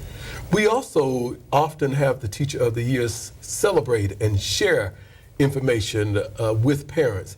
What would you say to parents to help them work to help teachers ensure that their child is a success? I would offer to parents to try to make what they learn in science class applicable to what they're doing at home or to their lives, because the biggest statement you get in science or in many curriculum is how does this apply to life? So I try to provide that for my students, and let them know that here is how this applies to what you're doing now, and here's what this applies to what you're going to be doing in the future, no matter what your path is. Mr. Ruste, we know that the Teacher of the Year is one that often can be seen around campus just helping school work. What other things would we find that Mr. Barnes involved in that actually help schools operate? Well, Mr. Barnes is in charge of our science department. He's the head of the science department. He's the secretary for our SAC committee. He's on our MTSS committee. Boy, I know I'm missing, there's about 4 or 5 other committees. He's outside doing bus duty every afternoon on his own. He wants to be there with the kids. He's really developing the relationship with the kids out there and helping us there. But it's not unusual to find him, after school, all over the different parts of the school. Getting involved. He's also, one of the things that has most impact on our students is that he has taken over our Boys to Men program this year. And that's for identified students who are struggling, that need some extra mentorship, that need some extra time after school. And he's been doing a lot with them. He just came to us recently and said, I'd like to have them build something or do something with their hands or get involved. And so he's like, but I need some help with that. And so, okay, we'll find the money. You tell us what you need. And again, because that's exactly what the kids need. And these boys that are becoming men, are young men already. He has really taken leadership in their lives. He'll play some ball with them. They're about ready to take another field trip. They've already taken, I believe, one this year. But he's really helping to mold some of the struggling students, our struggling young men, and really help them become better students and become better citizens as well. Mr. Barnes, so in science classroom, we know there's a lot of natural engagement built in. But in your work as a teacher, or even with the Boys to Men, is there something new or exciting that's really got you going that you're working on this year? There's always something new and exciting going on. Like with the Boys to Men, I'm completely new to the program, so I sat down with some of the former mentors from previous years, and I researched some of the other programs that are going on in other counties as well. And like Mr. Ruste said, I really want to.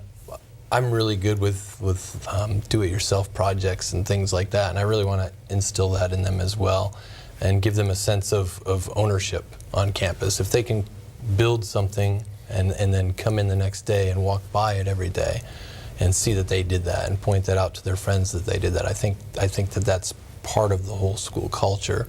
Like building that into them, and then they'll appreciate coming to school every day more. Mr. Ruste, describe Mr. Barnes for me using 3 adjectives, and tell me why. The first one I would go with would be passionate. From the time I met him, I interviewed him over Skype. He was overseas with a group of high schoolers, and he was actually with, I believe, about 20 some odd students, and he was in charge of the whole group. And so it was about 7 o'clock at night for me, and it was what, 10:30, 11 o'clock for you? 11:30, and so, but the passion came even from our beginning interview. And as he's gotten on there, he's very much about the students and their success. A leader. This is his 2nd year at Northport, and he's already our Teacher of the Year. But as he came in, okay, where can I help you? Where can I help us as Northport be successful? He's a prime example of the teachers and the staff that we have there in terms of rolling up the sleeves, let's get to work, and let's do what we can to help kids be successful. And so definitely a leader, passion. And then another one is, definitely, let's get it done. I don't know if that's a single word or what the right word would be. I'll let you slide. But and so again, this is what needs to be done. Let's do it and let's get there and let's work together to make it happen. Passionate leader and has that attitude that let's get things done on our campus, which is what's needed because there's so many facets to what happens in school on a daily basis. Yes, sir. So basically always known that you wanted to be an educator, had these years of teaching, but when did you really first fall in love with teaching? I think it would have to be my second year as an educator, so this is back quite a while. This is my 16th year now. So during my second year, I actually had the opportunity to leave my first job and move out. I was recruited to another county, opening a brand new school with basically a compilation of educators with experience from 35 years to 0 years. And it really created an amazing mix of educators. And the students that came in were pulled from multiple high schools, which created its own little challenge because they had already taken ownership of the schools they were at. So one of our goals was to create a school culture from scratch, and to create traditions and to create everything from school color to what our school flower was and things like that. And I think that was where I really became passionate and fell in love with the profession because I saw it from the ground up, in a sense, and had the opportunity to encourage these students to love their school, love what they were doing. I also took on opportunities. I was the Key Club advisor, so I worked with like 50 students in that group annually, and we set out to make the community know what our school was. We had some really, really wonderful events that took place during that time as well. So what fuels you every day? I think the opportunity to know that I am going to make a difference in a young individual's mind. I think I'm going to make a difference in their lives. Knowing that the end product is eventually I'm going to see these students down the road in careers, and I'm going to see them going to college, and I'm going to see them having families, and knowing that they're productive members of society. I think that's what drives me daily.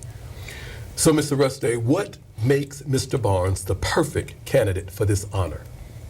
Well, there's several things that make him, but I had to wrap it up. Again, it's exactly what he just said. He is making a difference in children's lives, and again, not only in the classroom, but throughout Northport as well. And it really is a pleasure to watch him do his craft in the classroom, but also as he gets involved in the leadership of the school and changing, as he mentioned, and molding the students and their lives and the culture that we have there, and really making sure that we are meeting the needs of the students, both academically, of course, but also emotionally in the whole student. And he's really had a passion for that and taken leadership in those areas. Mr. Barnes, finish this phrase for me. I believe that students will all do what they're supposed to do. I believe that all students are changing and evolving as time goes on. And I believe as an educator and as a system, we need to evolve with our students. Whether it goes from swiping every day or having more hands-on activities, that sort of thing. So I believe we can do it as a team. Well, I listened to you talk about the involvement, Mr. Rustday talk about molding students, and to hear about the work that you're doing in the classroom, but as well as outside. And it brings to mind the words of Ernest Melby, who said, one of the most important things that a teacher can do is to send a student home every afternoon liking themselves just a little more than how they came in the morning. And it's evident by the kinds of work that you're doing that stretches far beyond the classroom, that's happening at Northport and in your classroom. Mr. Rustday, thank you for joining us. Mr. Barnes, thank you as well. And congratulations on your selection as a Teacher of the Year for Northport K-8. Best wishes to you. Thank you very much.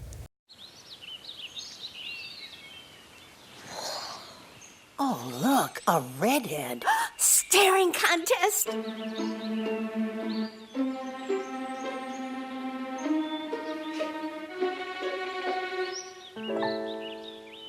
You still got it. I know. Come alive with the forest. The dad was cute. They were looking right at us. Visit discovertheforest.org to find a forest near you. We're pleased to welcome to our Teacher of the Year celebration show the awesome Miss Jessica Hayhurst, who serves as the wonderful Teacher of the Year over at Performance-Based Preparatory Academy. Welcome. Oh, thank you so much. I'm so honored. Joining her is our great friend, Dr. Arthur Jameson, who is the newly appointed principal over at Performance-Based. Welcome, Doc. Welcome, welcome. Thank you, sir. Glad to be here. Ms. Hayhurst, it is a pleasure to have this opportunity to speak with you. And more importantly, I have to tell you that this is our chance to brag about you, the wonderful work that's being done by you and your colleagues every day in St. Lucie Public Schools, and just to celebrate this selection as the Teacher of the Year. Now, I'm sure there are many visitors, viewers that are watching that may not know who you are. So if you would briefly introduce yourself so that we can all get to know you a little better. Okay. I'm Jessica Hayhurst. I'm the assessment specialist at Performance-Based Preparatory Academy, and I've been a teacher here in St. Lucie County since 2006. So where did you go to school, Ms. Hayhurst? Indiana University. Indiana U, and you moved all the way to sunny Florida. Well, I grew up in Florida. I grew up down in Fort Lauderdale. Okay. So it's great to be back home in Florida. Great. I love Florida. Yeah. So what does this assessment specialist do on a regular basis, daily basis? Oversee all of testing, and I'm fortunate enough to have a small campus, so I'm able to get to know all of our students and take that a step further and actually help prepare them for the assessments. So I'm very fortunate. So the Testament Assessment Coordinator and working with teachers and students, what's your favorite part about the job that you do that is so very important every day to the success of the school? Really seeing it come to fruition, seeing a student work hard, believe in their dreams, go after them, and then pass their assessments and go on and take that next step. That's truly the most rewarding part. Dr. Jameson, I'm sure that we have some colleagues who know you, but there's maybe some viewers who don't. So if you would please also introduce yourself. Thank you, thank you. Arthur Jameson. I'm newly returning back to St. Lucie County. I was here in 2009 to 2013 as the assistant principal at Fort Pierce Central. I'm newly coming back from Embry-Riddle Aeronautical University, where I was the director of the dual enrollment program there. Welcome back, Dr. Jameson. And Ms. Hayhurst, when we think about the job that you do every day, how is technology a part of the activities that go on with assessment or that you help teachers and students with? Wow, technology is a big component, especially now in the 21st century. We utilize technology in all of our lessons, and all of our assessments are online as well.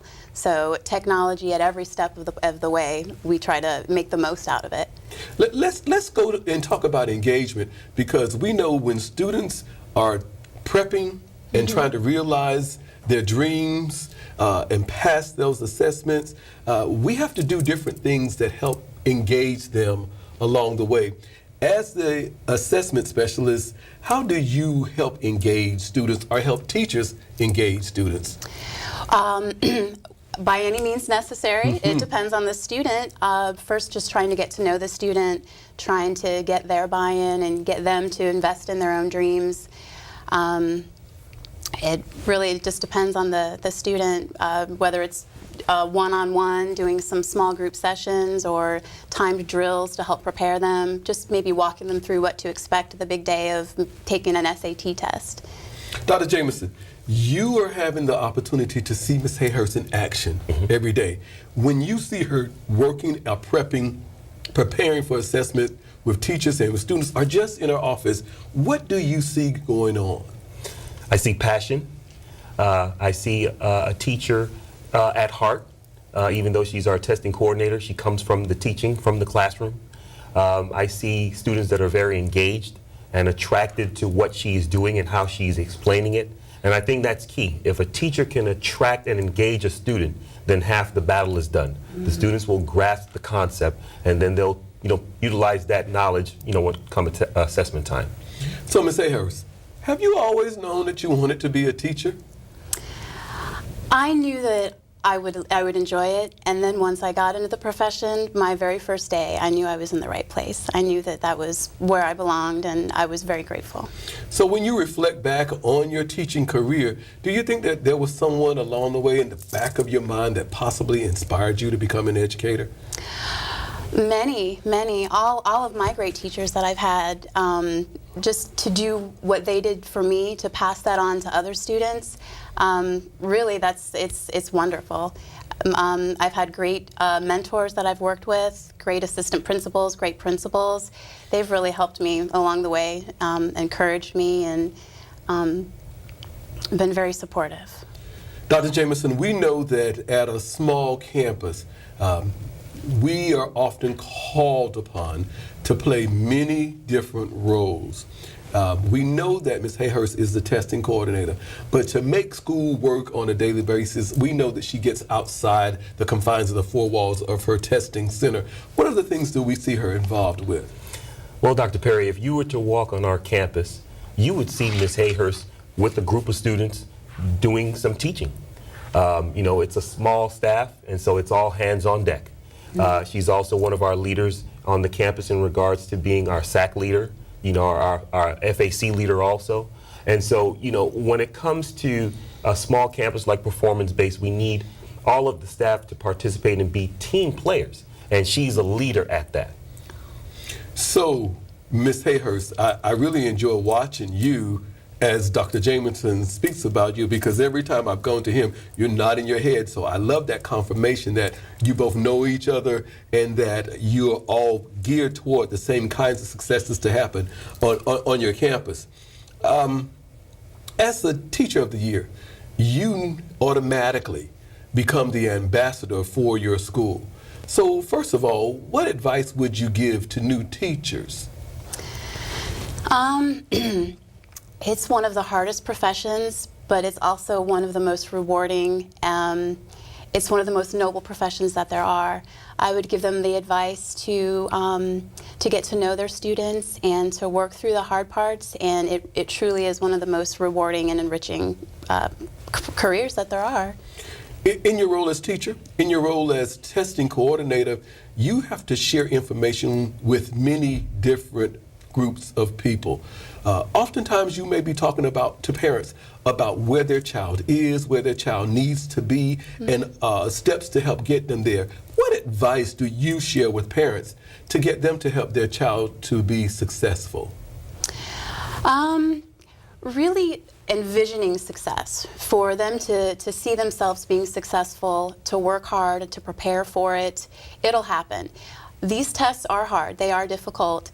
And so just informing the parents, giving them as much information and knowledge about what to expect, and hopefully giving them and their children the confidence for the test. Dr. Jameson, I'm going to ask that you please describe Ms. Hayhurst for me using 3 adjectives, and I'm going to ask you to tell me why you chose those 3. Okay. Number one, I would say that Ms. Hayhurst is a devoted educator. We have something in common. We are both individuals that were teen parents. And, when you look at the clientele that we're dealing with out at Performance-Based, we can talk the talk because we've walked the walk. And that commands respect from the students. Number 2, I would say that she's a person that's driven to be a perfectionist, which is great when you're the testing coordinator. With all the data that we need on a daily basis, she's on top of that, and I can always go to her and rely on her that the data that I do receive is going to be data that's on point. Number 3, I would consider her to be in the coaching frame. I would consider her to be our point guard or our quarterback. I'm the coach, she's the point guard or the quarterback, because there's no point in time that I can't go to her and get the information that I need, and she leads the rest of the staff in making sure that everyone is where they need to be, making sure that the students are learning what they need to learn in order to be successful. Thank you. Wow. Driven and devoted. You become the point guard. You're shooting threes is what it's. That's high praise, yes. Yeah. Calling the shots on the field in the nick of time to make sure that the team becomes successful. And in doing so, I want to ask you about the profession and your love for the profession by simply asking, when did you first fall in love with teaching? I would say that was my first philosophy class in college, when I really got in tune with the idea of sharing knowledge and pulling it out of others, that we all have, it's a loaded question. I fell in love with the idea of helping people be better, pulling knowledge, helping them refine who they were. I didn't see at that point that I could be a teacher. I didn't see it at that point, but I knew that just helping people realize and be better people, that would be very, very rewarding.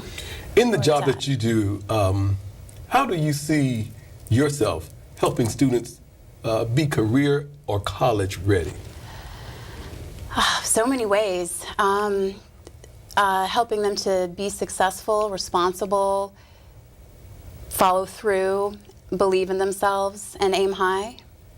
Great, great. Dr. Jameson, we know that these persons are selected to be the Teacher of the Year for many, many different reasons. But what makes Ms. Hayhurst the perfect candidate for this honor? Well, like I mentioned earlier, you know, she's one that has been through the same situations that some of our students on the campus have been through. And one of the things that stood out to me was that she used to teach at Port St. Lucie High School. She chose to come to performance-based.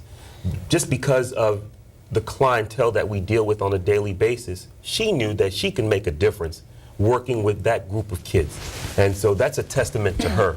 You know, the fact that she came to performance-based, and I just think that that's the reason why she should be the Teacher of the Year for St. Lucie County. You know, the fact that she chose to come to performance-based, she has the experience based off of prior, you know, experience, and she's bringing her content knowledge and also her drive, you know, to help our school perform and, you know, become the best it can be.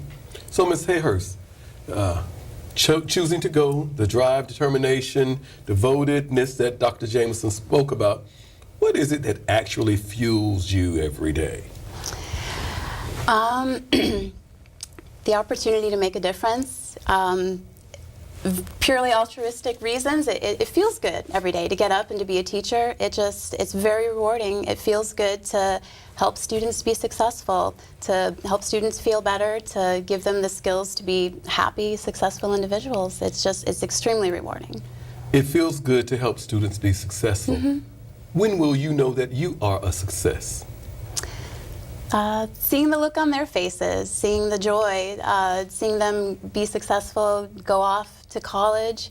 I know I'm a success when I see that. I see it in their faces. When you think about all of your experiences and deep, deep, deep in your heart of hearts, why do you think that you really are a teacher? I think it's an avenue where I have the opportunity to do the most good. Truly. Wow. Oh, that's awesome.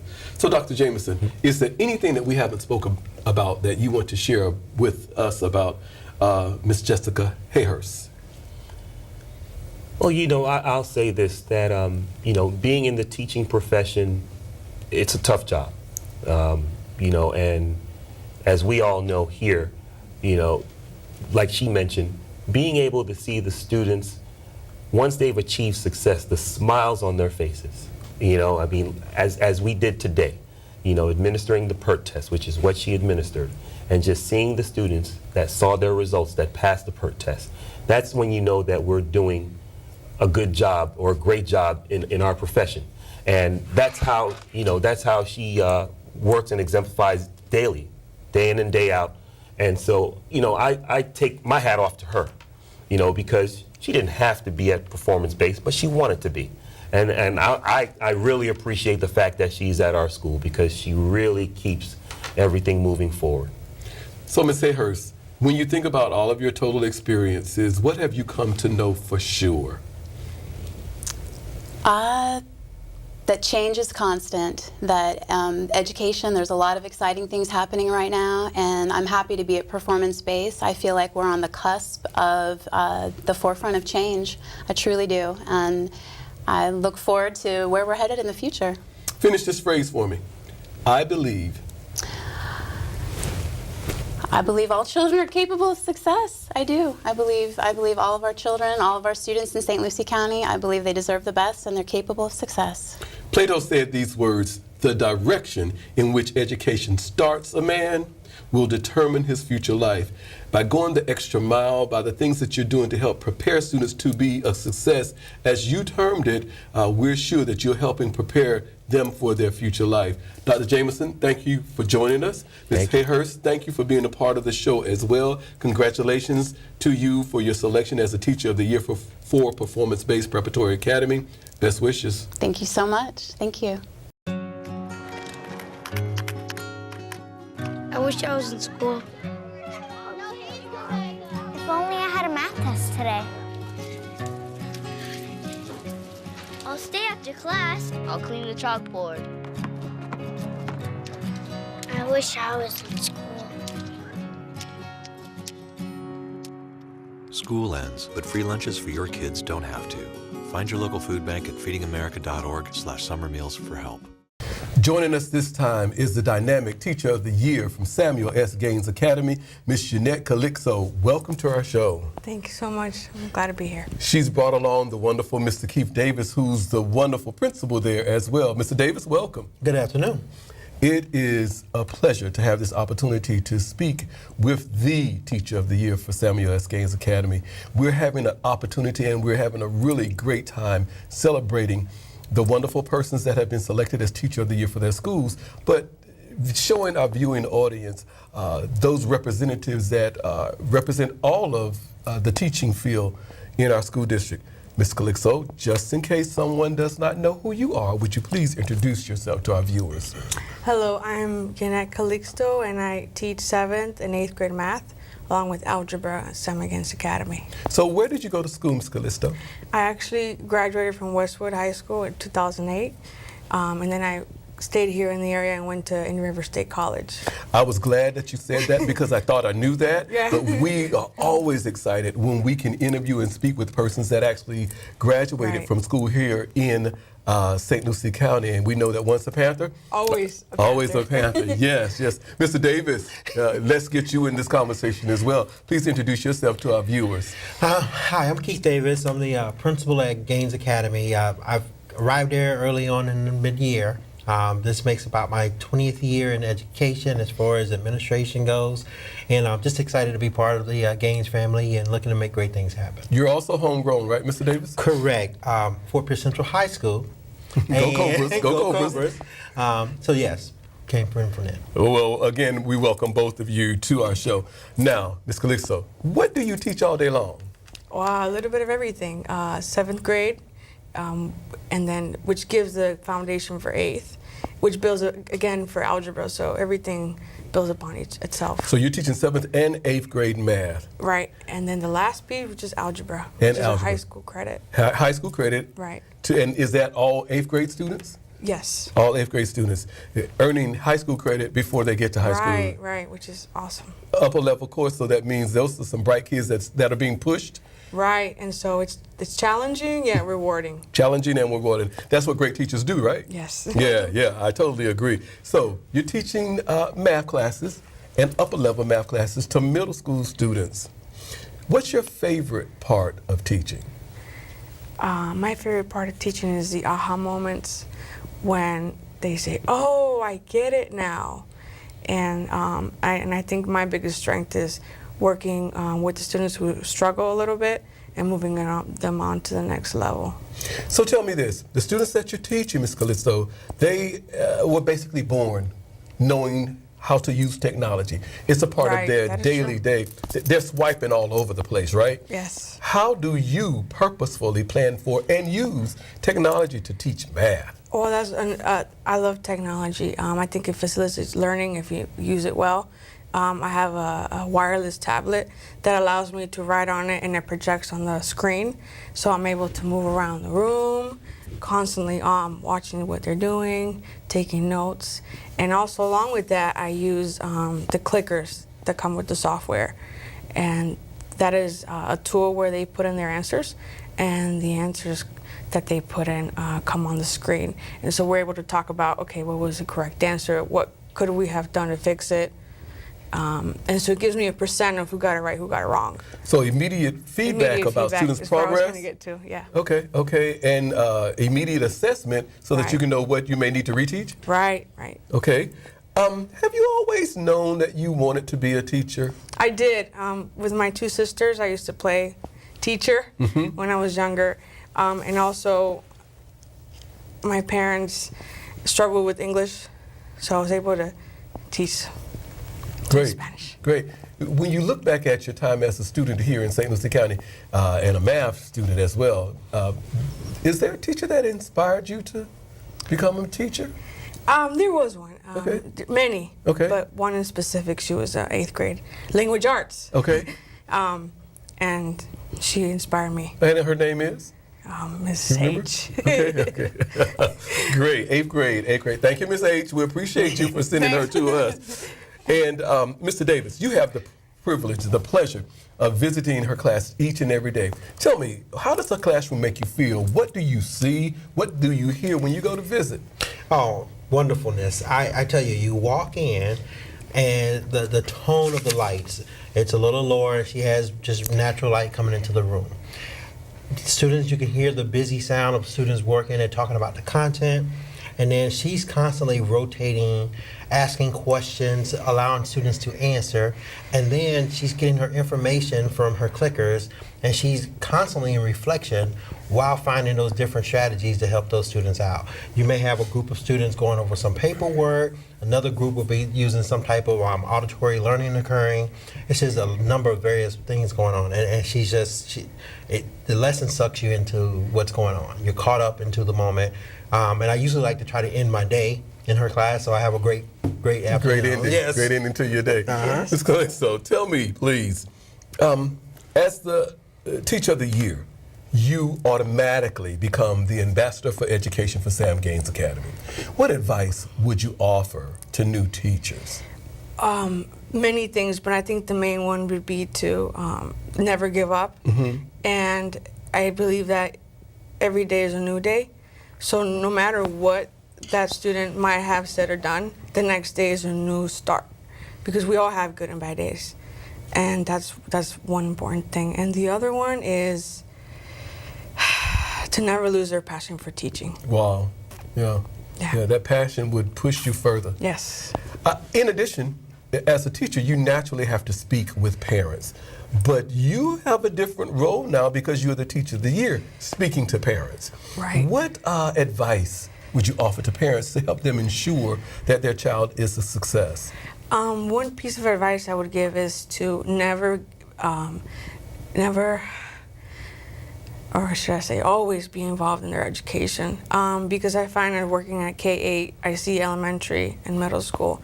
And for events, usually parents come for elementary students, but when it comes to middle school, not a lot come. And I would say to never leave them and always be involved. Always be involved, yeah. We love parental involvement because it helps us work collaboratively, collegially with parents, keep parents informed so that we work together to move that child a little further toward the next level. 8th grade math, 7th grade math, I love the idea of the tablet that allows you to move around the room, circulate and assist. But is there something new and or exciting that's happening in any of your math classes or in your day? Yeah, the algebra is my first year teaching it and taking on, the task. And so that's exciting. I can't wait to see what the results look at the end of the year. And what do you think? They're going to be really positive, right? Yes. Yeah. I believe you. I see it. I hear it in you as well. Think back. Tell me, when did you first fall in love with teaching? I'm going to refer back to when I was teaching my parents the English, because that's really powerful for me. Yeah. And having them like repeat certain words or phrases, and then from there I just knew like something's there. I need to empower my talent. and that was to teach. And so I think Indian River State College really prepared me for that, because I would have tutoring sessions with students at the college, and that still made me realize, like, wow, this is what I need to be doing for the rest of my life. Great. Mr. Davis, to be the Teacher of the Year, we find that that person is heavily involved in all of the activities that go on campus. So what would we find Ms. Calixto doing to help the campus actually function every day? Well, she wears several hats, as you say. Oftentimes, as a new teacher, she's in her second or third year. However, she is mentoring our younger teachers as they're coming in. Oftentimes, she's even extending her day in the afternoon to do tutoring for our students, even tutoring some adults who need some assistance in their mathematics courses. So we see her oftentimes staying in her content and her field. However, I believe she branches out and she does things in the community oftentimes. She's always flexible and ready to jump in and help any time we ask of anything. Currently coming up, we have like a report card night in a couple of weeks for middle school parents. I know she's going to be there, ready to jump in and give some feedback on that. So the hats are numerous for her, and she does all well. Tell me this, Mr. Davis. Describe Ms. Calixto for me using 3 adjectives, and tell me why you chose those 3. I'm going to say the first one would probably be innovative. She likes to step out of the box, try new things, and she likes to follow through with them. So definitely innovative. One of the strategies I saw her use was, I think she did like a vote with feet, and we oftentimes may see something like 4 corners in the room. However, she did a little switch up to it and had the students converse with each other and try to sway to the other side on the vote. Another description, I would probably say she's a problem solver. Anytime she has an issue or a concern, I wait. She comes in, she says, well, not only is this an issue, she also has a solution that she's interested in trying. So to have that on campus, that helps a lot. And that's something off of my plate that I no longer have to deal with. And I would say finally, the last piece is just a positive attitude. She truly believes today is a new day for everyone that's coming through her door. Oftentimes our students come in with a lot of excessive baggage from home. And I've even asked the students, why do you all enjoy going to Ms. Calixto's class? And they oftentimes say, well, she gives us a new chance every day, and it's about trying to improve ourselves every day. So those are the 3 things that just kind of stand out right away about her. Innovative, problem solver, and positive. It was really cool, Mr. Davis, as you were giving me those 3 adjectives. Ms. Calixto was over here nodding her head, so she's in total agreement. But also, it's really powerful when you mention what the students say about it being a new day and that it's sunny and bright once they get to her classroom. So, Ms. Calixto, how do you see yourself preparing students to be college and or career ready? Well, I think that math, that's powerful. They need it. They need it for college. They need it whenever they get into the real world with their careers. I'm preparing the future. So you go in every day, you're dealing with 7th and 8th graders. You're dealing with that upper level math class that's really a high school course. What is it that fuels you every day? What fuels me every day is my kids, because they're not just my students, they're my kids. And every year I get a new set of 100 kids. And then the best part is going to the grocery store and seeing every one of them. And sometimes I don't recognize them because it's been a few years. Correct. But just knowing that they remember me, that's what fuels me. Cool. So when will you know that you are a success? When they come back and say that they graduated and they're moving on to college. That's when I know. Mr. Davis, what makes Ms. Calixto the perfect candidate for this honor? Oh, wow. She's the perfect candidate, and I've had the pleasure of being in her classroom. But I would say what makes her the perfect candidate is the fact that she understands the system of education. She understands that even though she may not agree with the assessments and things like that, she understands that we have to get students to that level where they are proficient. She will not settle for anything less than proficiency. She constantly is monitoring through many assessments, and she gets the whole language of we have to improve every day, and all children can learn. All of them. I heard you say it, all of them, huh? Yes. She was stressing your answer, all of them. So not just some of them. No, all. All of them. All. And all means all? All means all. Okay. So finish this phrase for me. The world needs. The world needs less excuses. Finish this phrase for me then. I believe. I believe teachers rule the world by empowering students. Teachers rule the world by empowering students. I love when Mr. Davis was giving his descriptors and you were nodding, and then you finished his statement to make sure that everyone knows that all means all for you. Yes. So let me leave you with the words of Jonathan Edwards when he said, teachers and learners are correlates, one of which was never intended to be without the other. They go hand in hand. They always go together. Thank you for the wonderful work that you're doing each and every day, and congratulations on your selection as a Teacher of the Year for Samuel S. Gaines Academy. Mr. Davis, thank you for joining us well, and we wish you all the best of success. Thank you so much. Thank you. Maybe you can make retirement happen. After all, you made this vacation happen. Double points with every purchase? Cleverly merging promotions, I love it. cross-referencing travel sites, and booking all your flights with those Vouchers. I got us bumped. They were like, oh, but now they're like, aloha. You aced this vacation. Now get the tips you need to get on track at aceyourretirement.org. At this time, we want to welcome the fabulous Danielle Garcia, who is the wonderful Teacher of the Year at Manatee K-8 Academy. Welcome. Thank you. I'm delighted to be here. And joining her is Miss Lily Beauchamp, the awesome principal there. Welcome. Hello, thank you.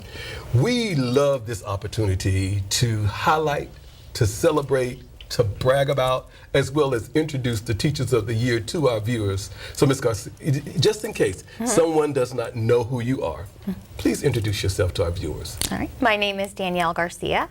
I'm a second grade teacher at Manatee Academy.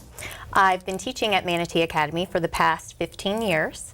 The past 14 and a half, I've taught second grade, and I previously taught fourth grade. I actually interned there as well. So where did you go to school? FAU. FAU. And what high school did you graduate from? Westwood. Once a Panther? Always a Panther. Always a Panther. Yes. We love having the opportunity to also brag about those persons that come back to St. Lucie Public Schools that actually matriculated through our system. It's really a joy to know that we have students that graduated that are now teaching and preparing the next generation for us here in St. Lucie County. Ms. Beauchamp, just in case someone does not know who my great friend is, would you please introduce yourself? I am Lily Beauchamp, and I am the proud principal at Manatee Academy, and this is my 7th year at Manatee Academy, if you can believe that. And prior to that, I was at Fort Pierce Central, and I will also brag and say that I am a homegrown from Fort Pierce Central High School, so I graduated from St. Lucie County Public Schools as well. Go Cobras! Yay, all right.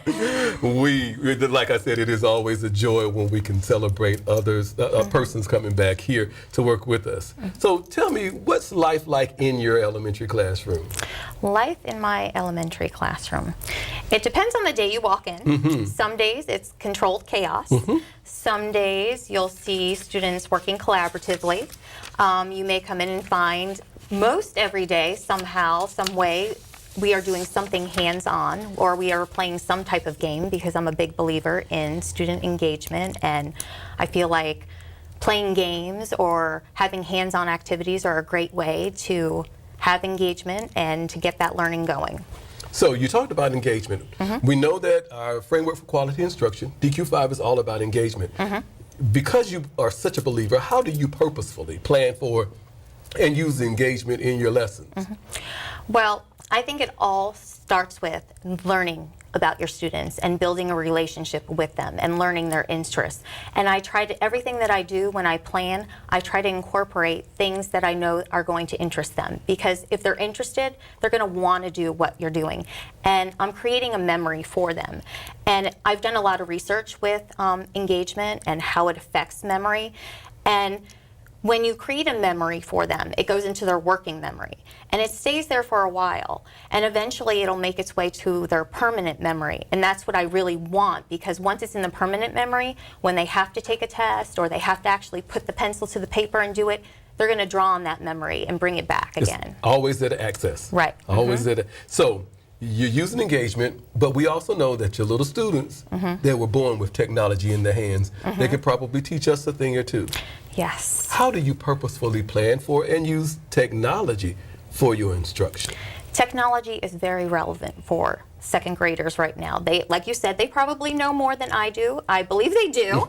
They always know about the newest game or the newest thing that's going on, and they always know how to use it more so than I do.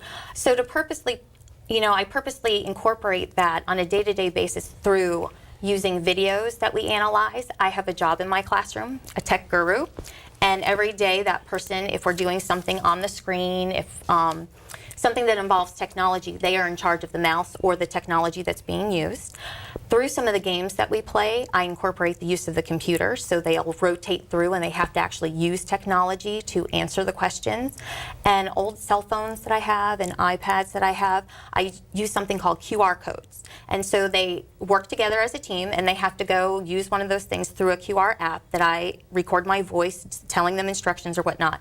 And they rotate through the room and they scan the QR code, and it either tells them what to do next or they answer a question. Oh, that's cool. Yeah. They really love it. They really and love old cell phones. Yes. Being put to good use for educational purposes. Yes. So, Ms. Beauchamp, you have the privilege, the pleasure of visiting Mrs. Garcia's classroom every day.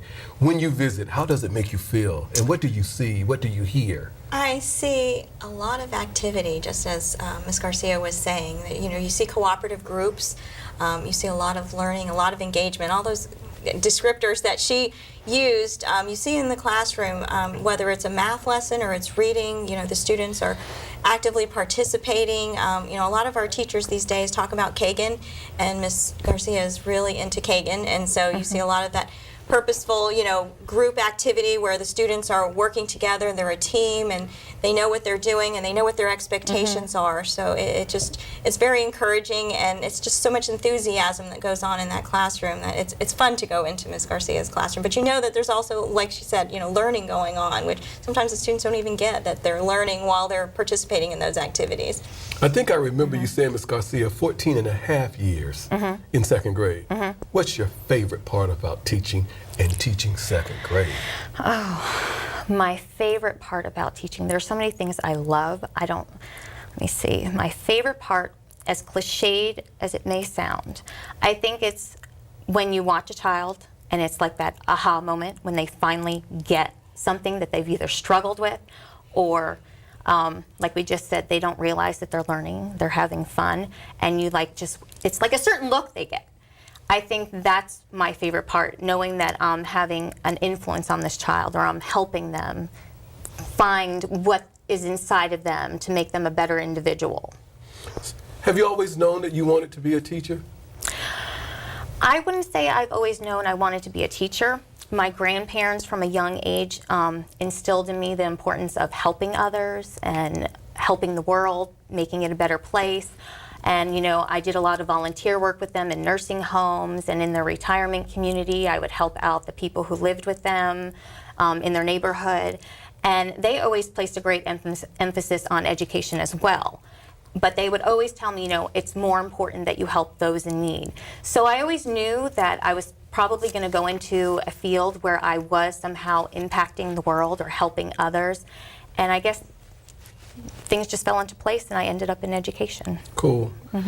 Mrs. Beauchamp, during the course of the day, we know that there are many things that happen that have to happen in a school. And so much so that the leaders or the administrators can't do it all. But Teachers of the Year are heavily involved in what happens on a daily basis. So what other activities will we find Ms. Garcia involved in that helps the school actually function? Well, she's a team leader, so she's the leader of her second grade group, which, in our school we have 5 second grade teachers.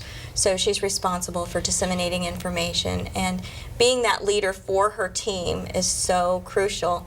Not only that, but she's a mentor to other teachers. So whether it be first grade teachers who have moved down and moved back up, or third grade teachers who have moved from that grade level. I think just being a mentor to those other grade groups and making sure there's that, horizontal and vertical, collaboration, that she's working with different teachers. She's part of our PBS team. She works with our students, encouraging them to make good choices. Just overall leader, and wherever I need Danielle, she's right there with us. Great, great. So, as the Teacher of the Year, you naturally become the ambassador for Manatee Academy. Your voice is the voice that we want to hear, that we have to hear. So what advice would you give to a new teacher? To new teachers, I would probably advise them to find a plan that works for you organizationally and use it from the get-go. I believe there's no such thing as over-planning. Always be prepared. To care a lot, because I feel the more you care, the more you build relationships with your students, I think you're going to have a lot more success in your classroom. To teach boldly and creatively, to teach beyond just a test, and to have fun with your kids. Dress up with them, sing and dance with them. When your school has Spirit Week, participate in it with them, because they're only kids once. In addition to that, parents will listen to a person that has been selected as the Teacher of the Year. There's this thing that comes along that says, okay, they know what's going on. What advice would you share with parents to help them ensure that their child is a success?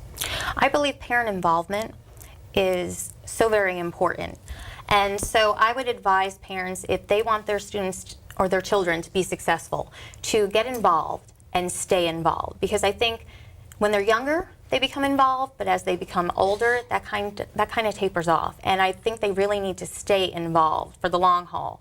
Have discussions at night with your child about what happened during their day. Vocalize to them the importance of education. Go over homework with them. Have a set aside time where you read together or ask them about what they're reading. Expose them to things in the world. And also importantly, hold them accountable for life's lessons that are going to come up. Ms. Beauchamp, please describe Mrs. Garcia for me using 3 adjectives and tell me why you choose those 3. Engaging, obviously, a little bit about what we've been talking about here, how you go into her classroom, and tied along with that is enthusiastic. Just what she said. She is so enthusiastic, and her students love her. They build relationships with her. She, forms relationships with her parents. She is a believer in parental involvement as well. And dedicated. She's a dedicated educator. Thank you. No, she truly is. She cares about her children, and that's so important, is that, she's committed, she's in it for the long haul, and she believes in making sure that her students are successful, and it's about differentiating, and she so differentiates with her kids, and that's what we get. We don't necessarily get to pick who our children are, but just making sure, and that's part of that dedication, that she can work with each and every child to ensure their success. Engaging, enthusiastic, and dedicated. Hallmarks of a dynamic teacher, and of course that make the Teacher of the Year. So let's talk a little bit about you and your love for teaching. When did you first fall in love with teaching? When did I first fall in love with teaching? I think it would have to have been the first time I saw what an impact I can have on a child's life. Like when that first time I saw that, aha, I got it, I finally can do this moment. I think, and I think that's what continually makes me fall in love with teaching on a daily basis, because every day your students are all at all different levels, so every day they're learning something new, especially second graders. Their brains are like little sponges, and the world is like every little thing you put in front of them, they're like, really? That really happens? Wow. So in second grade teacher, how do you see yourself impacting their ability to be college and or career ready? Well, I'm one of the foundational grades, and so I do a lot of basic skills that later on other grade levels are going to build upon. And while I can't say like, oh, what we're doing now is, this is going to help them prepare for their college entrance exam or a college paper, the foundational skills that I am teaching them that will be built upon are going to contribute to them. When will you know that you are a success? For me, success you can define different ways. I'm successful when a majority of my students do well, perform well on a unit test. I'm successful when I see students using the correct social or emotional response when I know they've struggled with that before and now they're applying the right response to a life situation. I feel successful when just one child has gotten that aha moment and they finally persevered through something.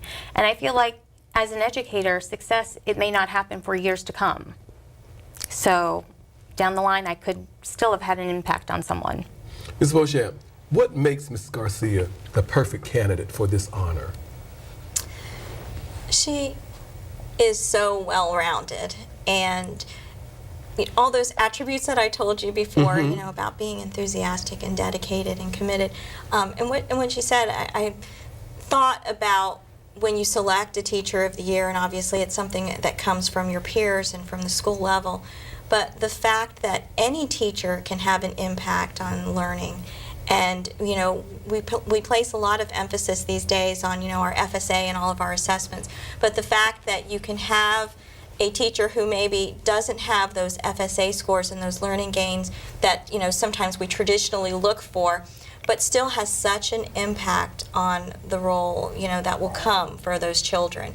And, you know, primary teachers are so very important because, you know, we hear, you know, well, they didn't learn it in 3rd grade, you know, but now they get to 4th grade, and those 4th grade teachers, but the fact that, you know, Mrs. Garcia places so much emphasis on making sure that those students have that foundational skills makes her the perfect candidate for a Teacher of the Year. Ms. Garcia, tell me this, wrap it all up, sum it all up. What do you know for sure? What do I know for sure? I believe I know for sure that each day starts with beauty, and what we make of it is up to us. Well, you talked about beauty, so let's talk about what Deanna Basir said when she said, teachers are like flowers. They spread their beauty throughout the world, and it's evident by your beautiful dress and the conversation that we've had that you're spreading that spark, that light, that beauty to all of those students that you're working with in 2nd grade and across the campus at Manatee Academy. Congratulations on your selection as a Teacher of the Year. Ms. Beauchamp, thank you for joining us, and we wish Manatee and all of you the best of success. Thank you. Thank you.